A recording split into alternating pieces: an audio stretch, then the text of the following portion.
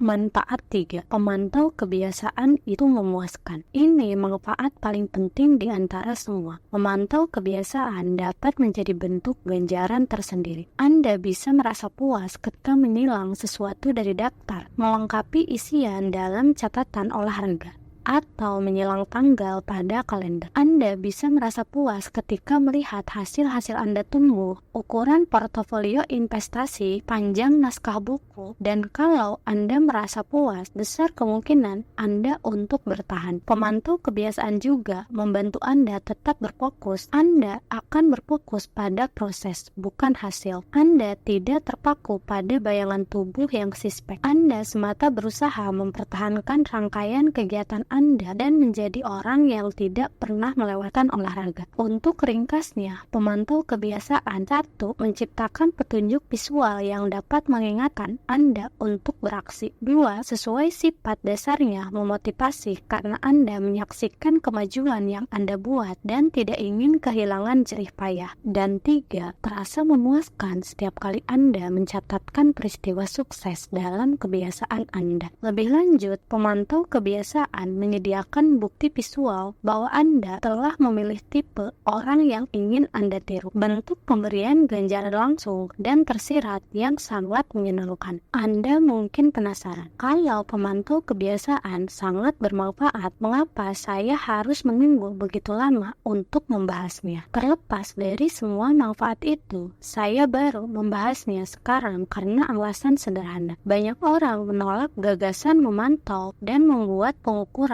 Rasanya bisa seperti beban karena memaksa Anda menjalani dua kebiasaan sekaligus. Kebiasaan yang sedang coba dibangun dan kebiasaan memantaunya. Menghitung kalori terkesan sebagai sesuatu yang merepotkan ketika mengikuti diet saja sudah menguras tenaga. Mencatat setiap penawaran penjualan terkesan menambah pekerjaan, sementara banyak yang harus Anda lakukan. Rasanya lebih mudah mengatakan, aku cuma akan makan lebih sedikit, atau aku akan berusaha lebih keras lagi, atau aku akan ingat untuk melakukannya. Sesuai dugaan, banyak orang mengatakan hal berikut kepada saya. Saya punya catatan harian untuk keputusan, tapi saya berharap dapat lebih memanfaatkannya. Atau saya mencatat kegiatan olahraga selama seminggu, tapi lalu berhenti. Saya juga pernah seperti itu. Saya pernah membuat catatan makan untuk memantau asupan kalori. Saya berusaha melakukannya untuk satu acara makan, tapi lalu berhenti. Memantau tidak bagi semua orang, dan kita tidak perlu mengukur seumur hidup. Akan tetapi, hampir semua orang bisa mendapatkan manfaat darinya, bahkan seandainya hanya sementara. Apa yang bisa dilakukan agar memantau menjadi lebih mudah? Pertama, setiap kali mungkin pengukuran harus otomatis. Anda barangkali terkejut sendiri melihat betapa banyak pemantauan yang Anda lakukan tanpa menyadarinya. Laporan kartu kredit memantau seberapa sering Anda makan di luar. Catatan Fitbit merekam berapa langkah yang Anda lakukan dan berapa lama Anda tidur. Kalender mencatat berapa banyak tempat baru yang Anda kunjungi tiap tahun.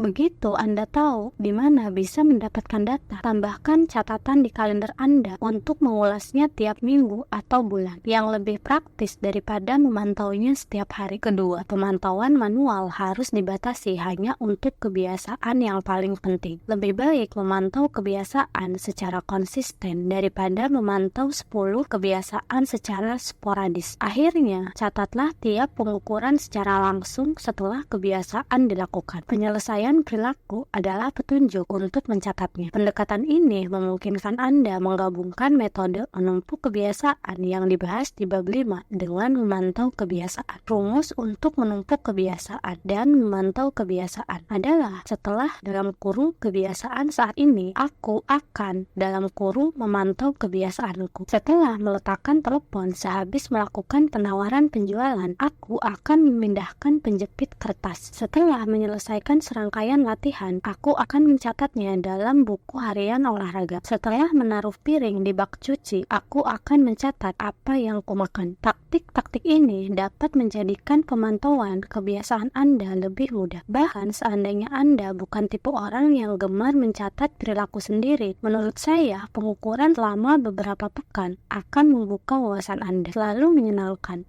untuk dapat melihat bagaimana sesungguhnya Anda telah menghabiskan waktu. Artinya, tiap rangkaian kebiasaan berakhir di suatu titik, dan lebih penting daripada tiap pengukuran adalah ketika Anda mempunyai rencana yang bagus saat kebiasaan Anda melenceng dari relnya.